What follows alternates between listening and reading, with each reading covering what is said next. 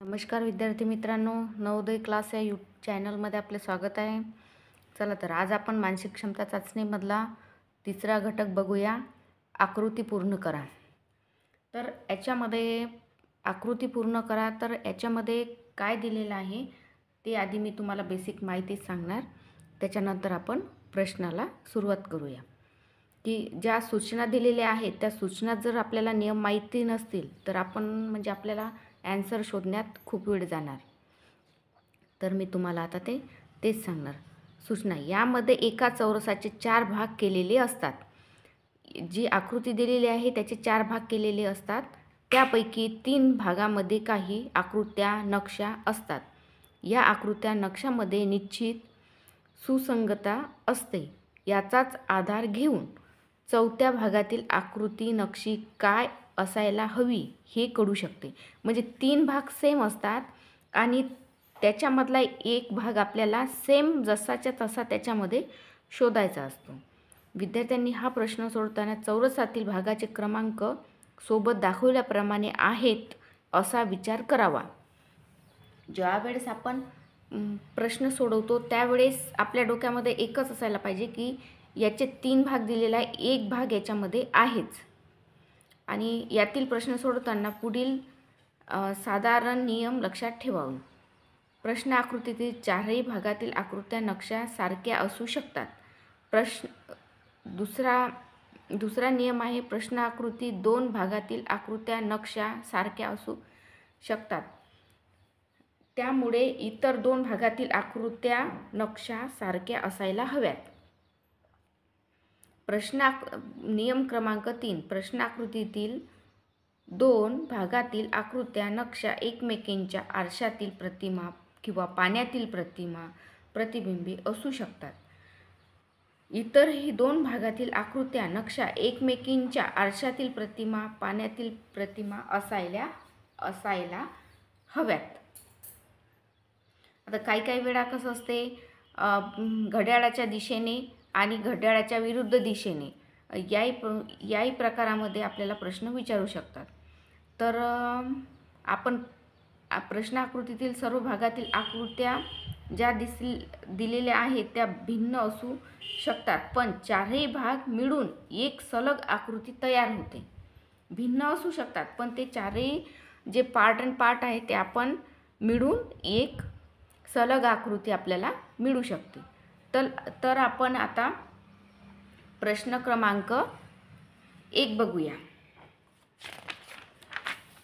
तर याच्यामध्ये काय दिलेलं आहे, आपल्याला 3 भाग दिलेलेच आहेत आणि आपल्याला एकच भाग शोधायचा आहे. तर याच्यामध्ये काय दिलेलं आहे, प्रश्न क्रमांक 1 याच्यामध्ये हे बघा 4 चौरस दिलेला आहे. 1 2 3 4 चौरस दिलेला आहे. त्या चौरसामध्ये आपल्याला 3 चौरस सारखेच आहे, एक चौथा सेम टू सेम आपल्याला शोधून ते आकृती पूर्ण करायची आहे. पहिला, दुसरा, तिसरा हा तंतोतंत सारखेच आहे आणि चौथा भाग आपल्याला या म्हणजे जे उजवीकडे जे ऑप्शन दिलेलं आहे त्याच्यामधून आपल्याला शोधायचं आहे. तर आपल्याला हे बघा याच्यामध्ये पहिलंच ऑप्शन आहे सेम टू सेम, हे पण येत नाही. याचे हा जो भाग आहे मोठा आहे आणि हा तर मॅचच होत नाही आणि हाही होत नाही. ऑप्शन क्रमांक आपलं उत्तर येणार आहे ए. आता प्रश्न क्रमांक आपण 2 बघूया. प्रश्न आकृतीमध्ये या आकृतीतील चौरसातील पहिला आणि तिसरा भाग, हा पहिला आणि हा तिसरा भाग एकमेकांची पाण्यातील प्रतिबिंबे आहेत.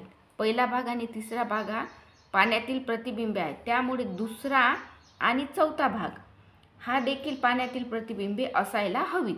म्हणून आपलं ऑप्शन क्रमांक उत्तर येणार आहे डी. हे बघा याचं टोक इकडे आहे, याचं इकडे आहे, हा इकडे आहे, तर पाण्यातील प्रतिमा आहे. म्हणून पहिला आणि तिसरा भाग सेम टू सेम पाण्यातील प्रतिबिंब आहे. तर आपल्याला दुसरा आणि चौथा भाग पाण्यातील प्रतिबिंब असायला हवीत. म्हणून आपलं ऑप्शन क्रमांक डी हे उत्तर येणार आहे. प्रश्न क्रमांक 3 मध्ये आपण बघूया. प्रश्न आकृतीचा दुसरा भाग 180 अंशात फिरल्यास तिसरा भाग मिळतो. 180 अंशामध्ये फिरल्यास तिसरा भाग मिळतो. पहिला भाग 180चा असल्यास फिरवल्यास चौथा भाग मिळेल. म्हणून आपल्याला पहिला भाग जो मिळाला फिरवला तर 180चा कोन तयार होतो. म्हणून आपलं उत्तर येणार आहे ऑप्शन क्रमांक 2. आता आपल्याला प्रश्न क्रमांक 4 मध्ये जे दिलेलं आहे, 4 मध्ये हे बघा, प्रश्न आकृतीच्या चौरसातील पहिला, दुसरा आणि तिसरा भाग तंतोतंत सारखे आहे. पहिला, दुसरा आणि तिसरा हा तंतोतंत सारखेच आहे. त्यामुळे चौथा भागही तंतोतंत या भागासारखाच असेल. बघा ऑप्शन क्रमांक 1 मध्ये नाही, याच्या रेषा हे बघा आडव्या गेलेल्या आहेत. ऑप्शन क्रमांक ऑप्शन क्रमांक बी मध्ये उत्तर येणार आहे आपलं. हे बघा सेम टू सेम मॅच होणारी आकृती. आता प्रश्न क्रमांक आपण 5 बघूया. याच्यामध्ये आपल्याला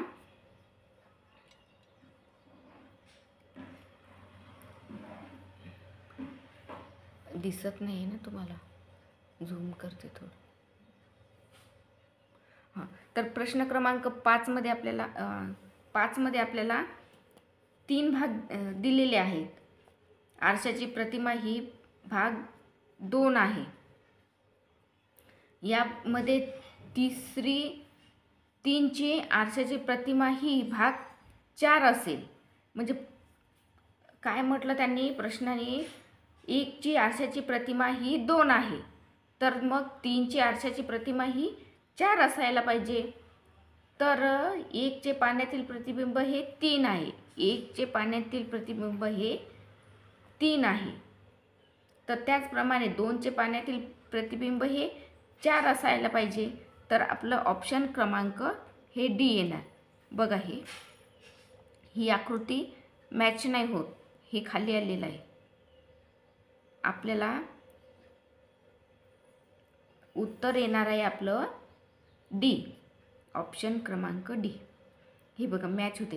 हे जे ब्लॅक जे डॉट आहे ते या बाजूला येणार आणि ही फुलाचा जो अर्धा वर्तुळाकार आहे तो हा खाली येणार. म्हणजे आपलं प्रश्न क्रमांक 5चं उत्तर येणार आहे डी.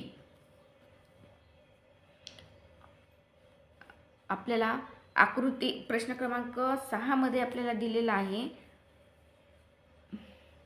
पहिल्या भागाची प्रतिमा हा दुसऱ्या भागात दिसते. पहिल्या याची दुसऱ्या भागामध्ये आहे, त्याचप्रमाणे तिसऱ्या भागाचीही चौथ्या भागामध्ये असेल. तर आकृती जी दिलेली आहे ती डी मध्ये. हे बघा इथे हे ऑप्शन क्रमांक 1 हा उलटा पडतो, हा खालच्या दिशेने आहे, हा तिरपा आहे, हा पण येणार नाही आणि ऑप्शन क्रमांक हे डी मॅच होणार. तर आपण आता बघूया प्रश्न क्रमांक 7 मध्ये.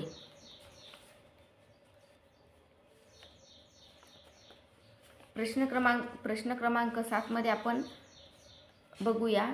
याच्यामध्ये काय दिलेलं आहे, आपल्याला एक वर्तुळ दिलेला आहे.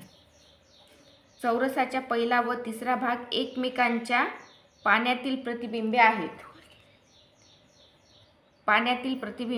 त्यामुळे दुसरा व चौथा भाग देखील पाण्यातील प्रतिबिंबे असायला हवीत. कारण ते पहिला भाग आणि हा तिसरा भाग पाण्यातील प्रतिबिंबे आहेत. म्हणून मग दुसरा व चौथा भाग हा पण पाण्यातील प्रतिबिंबे असू शकते. प्रश्न आकृतीतील चौरसातील पहिला व दुसरा भाग एकमेकांच्या आरशातील प्रतिमा आहेत. त्यामुळे तिसरा व चौथा भागातील एकमेकांच्या पाण्यातील प्रतिबिंबे आहेत. म्हणून आपली उत्तर येणार आहे ऑप्शन क्रमांक बी. हे बघा हा गोल राऊंड हा इथे मॅच होतो. हे बघा आणि हा पतंगीसारखा जो भाग आहे हा खालच्या दिशेने येतो. म्हणून आपलं ऑप्शन क्रमांक उत्तर बी येणार आहे. प्रश्न क्रमांक 8 मध्ये प्रश्न आकृतीचा दुसरा व तिसरा भाग, दुसरा आणि तिसरा भाग कर्णरेषेवर आरसा ठेवल्यासारखा आहे. कर्णरेषेवर आरसा ठेवल्यासारखा आहे दुसरा आणि तिसरा भाग. तर दुसऱ्या भागाची आरशातील प्रतिमा हा तिसऱ्या भागासारखी आहे आणि त्याचप्रमाणे पहिला आणि चौथ्या भागामध्ये कर्णरेषेवर आरसा ठेवल्यासारखे आपल्याला पहिल्या भागाची आरशातील प्रतिमा ही चौथ्या भागासारखी असली पाहिजे. म्हणून आपलं ऑप्शन येणार आहे, ऑप्शन क्रमांक आपलं येणार आहे सी. हे बघा ऑप्शन क्रमांक सी. याच्यासारखी सेम इथे आरशातील प्रतिमा ही तयार होते. तर आता आपण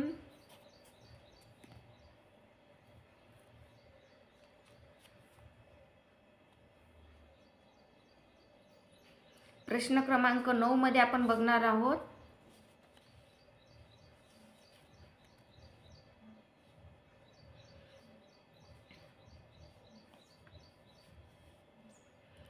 प्रश्न क्रमांक 9 मध्ये आपण बघणार आहोत आरशात प्रश्न आकृतीत पहिला भाग 90 अंशाचा आहे.